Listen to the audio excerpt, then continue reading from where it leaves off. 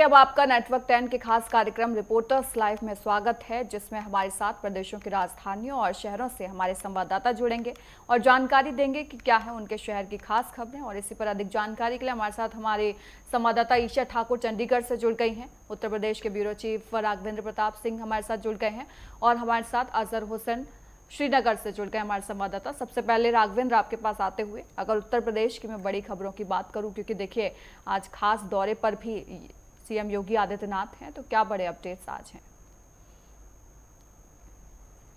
अगर हम सीएम योगी आदित्यनाथ की बात करें तो जिस तरह से वो कल से ही पहले हवाई निरीक्षण किए बाढ़ का, इसके अलावा जो वहाँ पे निर्माण कार्य पुल का चल रहा था उसका, इसके अलावा आज सुबह वो अस्पतालों का निरीक्षण किए कि बाढ़ प्रभावित जो भी लोग हैं जो अस्पताल में आ रहे हैं उनको उचित उपचार मिल रहा नहीं। इसके अलावा तमाम योजनाओं को लेकर समीक्षा बैठक उन्होंने की और काल भैरव और विश्वनाथ मंदिर का उन्होंने दर्शन भी किया।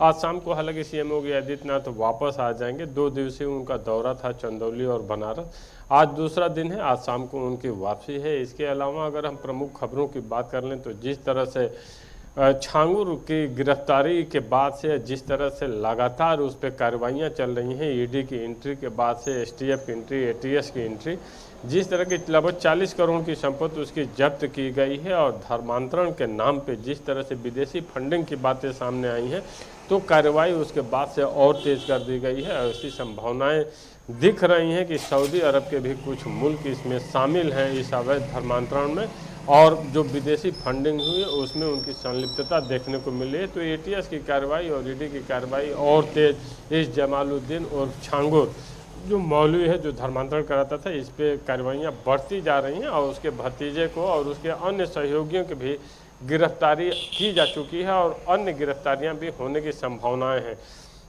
वहीं हम भ्रष्टाचार के खिलाफ अगर कार्रवाई की बात कर लें तो जिस तरह से प्राथमिक विद्यालयों में टेंडर को लेकर के बीएसए की अनियमितता पाई गई थी, उस पर कठोर दंडात्मक कार्रवाई कराने की तैयारी में उत्तर प्रदेश शासन दिख रहा है। इसके अलावा जिस तरह से आयुष विभाग में ट्रांसफर पोस्टिंग में निदेशक की भूमिका संदिग्ध पाई गई थी, जिसकी पूरी सूची ही दयाशंकर मिश्र दयालु ने सूची निरस्त कर दी थी और सेशन 0 कर दिया था ट्रांसफ़र का। ऐसे में डायरेक्टर को सस्पेंड कर दिया गया है। हालांकि इसी साल उनका रिटायरमेंट भी था, लेकिन निदेशक को सस्पेंड कर दिया गया है। वहीं हम अगर मुख्य विपक्षी पार्टियों की बात कर लें तो कांवड़ यात्रा जिस तरह से निकल रही है, शांति से जिस तरह से चल रही है, कहीं कोई उपद्रव नहीं देखने को मिल रहा है। फिर भी मुख्य विपक्षी पार्टी हम कांग्रेस की बात कर लें या समाजवादी पार्टी की बात कर लें, बार बार कुछ न कुछ ऐसे प्रश्नवाचक चिन्ह लगा दिए जाते हैं इनके तरफ से कि कांवड़ यात्रियों पे फूल क्यों बरसाए जा रहे हैं, कांवड़ यात्रियों के लिए रोडवेज हाईवे क्यों बंद किए जा रहे हैं। तो एक तरह से कहा जा सकता है कि कब्रिस्तानों की बाउंड्री कराने वाले जो मुखिया हैं उनको कहीं ना कहीं से कांवड़ यात्रियों को जो सुविधाएं उत्तर प्रदेश शासन की तरफ से, सरकार की तरफ से मुहैया कराई जा रही है, वो रास नहीं आ रहा है। जी बात बिल्कुल। देखिए, और सीएम योगी आदित्यनाथ भी दौरे पर हैं वाराणसी के, तो कौन कौन से कार्यक्रम आगे रहने वाले हैं राघवेंद्र? बिल्कुल, आज उनकी समीक्षा बैठक है वाराणसी के विकास कार्यों को लेकर, क्योंकि वाराणसी अपने आप में इसलिए खास हो जाता है कि पीएम मोदी का वो संसदीय क्षेत्र है और काशी जो कभी सकरी गलियां हुआ करती थीं, वहां के बजबजाते नाले वहां के लोगों को चलना दुभर कर देते थे। आज वहां पे चौड़ी चौड़ी डिवाइडर वाली सड़कें, इंफ्रास्ट्रक्चर का एक मजबूत जाल बिछाया जा चुका है, बेहतरीन हॉस्पिटल वहाँ पर बन चुके हैं, अंतर्राष्ट्रीय क्रिकेट स्टेडियम बन गया है। इतना ही नहीं, काशीनाथ विश्वनाथ कॉरिडोर जो बना है, स्वर्ण जनित जो मंदिर बना है, वहाँ की दिव्यता भव्यता देखने लायक है। उसी को मद्देनजर और भी इंफ्रास्ट्रक्चर का जाल कैसे मजबूत किया जा सके, इसके लिए विकास कार्यों की एक समीक्षा बैठक सीएम योगी आदित्यनाथ द्वारा की जाएगी। इसके अलावा तमाम जनप्रतिनिधियों से वाराणसी, चंदौली क्षेत्र और समीपवर्ती जो जनपद हैं, वो जनपद से आए हुए जनप्रतिनिधियों से विकास कार्यों को लेकर एक समीक्षा बैठक उनसे भी करेंगे, भेंट मुलाकात करेंगे। तो एक तरह से कहा जा सकता है कि वर्षों से उपेक्षित पूर्वांचल का जो बेल्ट था, विकास की जो एक नई गाथा लिख रही है, इसको लेकर सीएम योगी आदित्यनाथ की एक समीक्षा बैठक आज भी देखने को मिलेगी। बिल्कुल, विकास की नई नई गाथाएं जो है वो उत्तर प्रदेश में देखने को तो मिल रही है। राघवेंद्र, आपके पास वापस लौटूंगी। ईशा, अगर मैं हरियाणा और पंजाब की बड़ी खबरों की बात करूं तो क्या आपके पास अपडेट है? देखिए, इस वक्त की जो सबसे बड़ी खबर है वो गोल्डन टेम्पल से संबंधित है। अमृतसर स्थित गोल्डन टेम्पल की अगर बात करें, जहां पर देश ही नहीं बल्कि विदेशों से भी श्रद्धालु नतमस्तक होने के लिए पहुंचते हैं।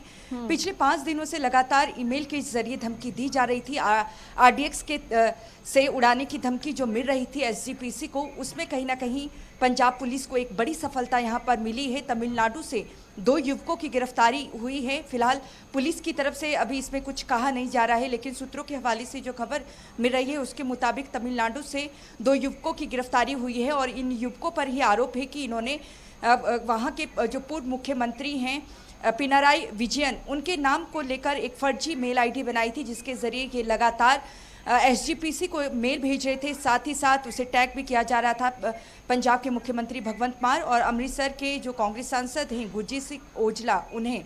और गुरजीत सिंह औजला की बात करें, उनकी तरफ से केंद्रीय गृह मंत्री अमित शाह को बीते कल पत्र लिखकर भी आग्रह किया गया था कि इस मामले को जल्दी से सुलझाया जाए, क्योंकि कानून व्यवस्था का बड़ा मुद्दा है।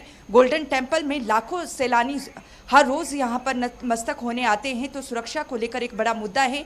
आज की बात करें तो 2 युवकों को तमिलनाडु से फिलहाल गिरफ्तार किया गया है। आधिकारिक बयान का यहाँ पर इंतजार किया जा रहा है, जब पुलिस की तरफ से यहाँ पर बयान जारी किया जाएगा।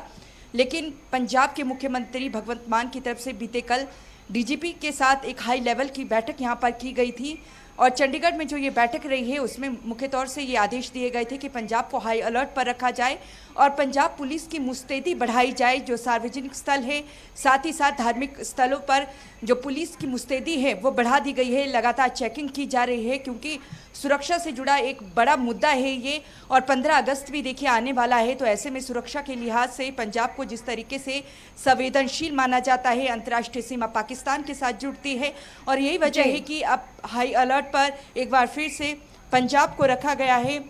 दूसरी बड़ी खबर की अगर हम बात करें, जिस तरीके से राष्ट्रीय अध्यक्ष का चुनाव देखिए भारतीय जनता पार्टी का होना है 21 जुलाई से, जिस तरीके से मॉनसून सत्र शुरू हो रहा है, मॉनसून सत्र के बाद माना जा रहा है कि ताजपोशी बीजेपी के राष्ट्रीय अध्यक्ष की हो जाएगी। इसके साथ ही सिलसिलेवार जो राज्य के प्रधान हैं उन्हें भी बदला जा रहा है और इस कड़ी में हरियाणा का प्रधान भी माना जा रहा है। बिल्कुल, देखिए तमाम बड़े अपडेट्स आएंगे आपके पास। अजहर हुसैन भी हमारे संवाददाता हमारे साथ जुड़े हुए हैं। अजहर, क्या बड़ी खबरें आज की?